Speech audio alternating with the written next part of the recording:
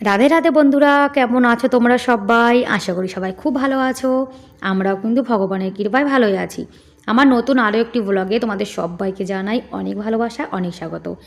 Please বন্ধুরা, আজকের ভিডিওটি কিন্তু একদমই ছোট্ট, তাই প্লিজ স্কিপ না করে পুরো ফুল ভিডিও দেখার অনুরোধ রইল। আজকে কিন্তু একাদশী, আমি আর আমার বর কিন্তু একাদশী করব, আর আমার ছেলে তো করবে না, সেই জন্য ওর জন্য আমি ডাল, আলু ভাজা, ভাত করে নিয়েছি। আমার ছেলেকে যদি ডাল আর আলু ভাজা ভাত দেওয়া যায় তাহলে জানো তো ওর আর কোনো সবজি লাগে না। সেই জন্য ও যা ভালোবাসে আমি কিন্তু একাদশী দিন সেগুলোই রান্না করি। গোপাল সোনাকে কিন্তু সকালে মানে কাজু আর মিশ্রি ওটা দিয়ে কিন্তু সকালে সেবা দেওয়া হয়েছে। তারপরে যখন দুপুরে আবার সবজি রান্না করব তখন সবজি দিয়ে গোপাল সোনাকে ভোগ লাগিয়ে দেব।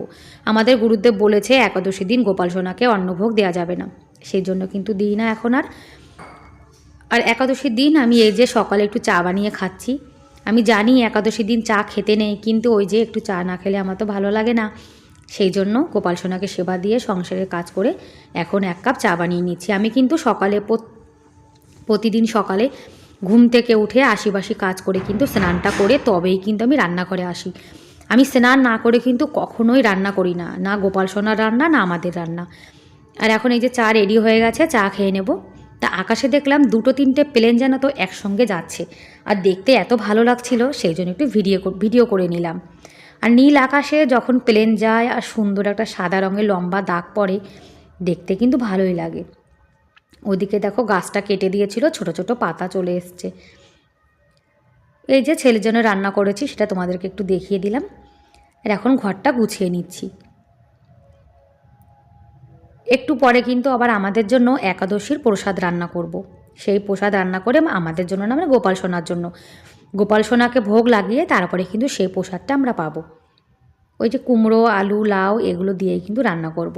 তা ভাবলাম যে এখন সবার প্রথমে ঘরটা গুছিয়ে নিই। আর বন্ধুরা, আজকের ভিডিওটি কেমন লাগলো কমেন্ট করে কিন্তু অবশ্যই জানিও। আর ভিডিওর কোনো অংশ যদি তোমাদের একটু হলেও ভালো লেগে থাকে তাহলে প্লিজ একটা লাইক করে দিও। আর আমার চ্যানেলে তোমরা আজকে যারা নতুন আর ভিডিওটি দেখছো, তোমাদের যদি এরকম ডেইলি লাইফস্টাইল ব্লগ দেখতে ভালো লাগে তাহলে কিন্তু তোমরা চাইলে আমার এই ছোট্ট চ্যানেলটিকে সাবস্ক্রাইব করে আমার এই ছোট্ট পরিবারের পাশে থেকে যেতে পারো। আর এই কাজটি যারা অলরেডি করে দিয়েছো তাদেরকে অসংখ্য ধন্যবাদ। গোপাল সোনা কিন্তু একটুখানি রোদে বসেছিল, তা এই বাটিতে করেই কিন্তু গোপাল সোনাকে উপরে নিয়ে যাওয়া হয়েছিল। তা গোপাল সোনাকে একটু পরে তো শুইয়ে দেবো, তা ভাবলাম যে বাটি থেকে গোপাল সোনাকে নিচে বসিয়ে দিই। আর এখন ঘরটা গুছিয়ে গাছিয়ে নিচ্ছি। ছেলে তো চলে গেছে স্কুলে খেয়ে দে।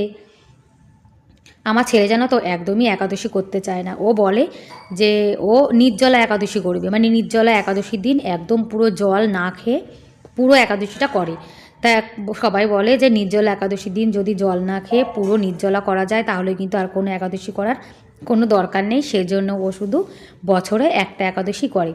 আর নির্জলা একাদশী যদি বছরে তুমি একটা করো তাহলে কিন্তু সবকটা একাদশীর ফল পাওয়া যায়। সেটা শোনার পর থেকে ও আর একাদশী করতে চায় না।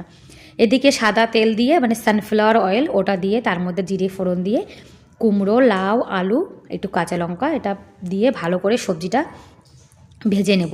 তা দেখো কড়াইটা আমি ধরে রাখিনি বলে কড়াই কিন্তু উল্টে যাচ্ছিল। এই জন্য সবসময় কিন্তু তো মানে সবজি নাড়ানোর সময় কড়াইটা আমি ধরে রাখি, তা নাহলে কখনো উল্টে যাবে। ভালো করে সবজিটা ভেজে তারপরে এই যে সান্দাক লবণ দিয়ে দিলাম। একাদশীর দিন কিন্তু সান্দাক লবণ খেতে হয়, যার জন্য ঘরে কিন্তু সবসময় আমরা এই লবণটা রেখে দিই। সবজিটা ভালো করে সেদ্ধ করে নেব।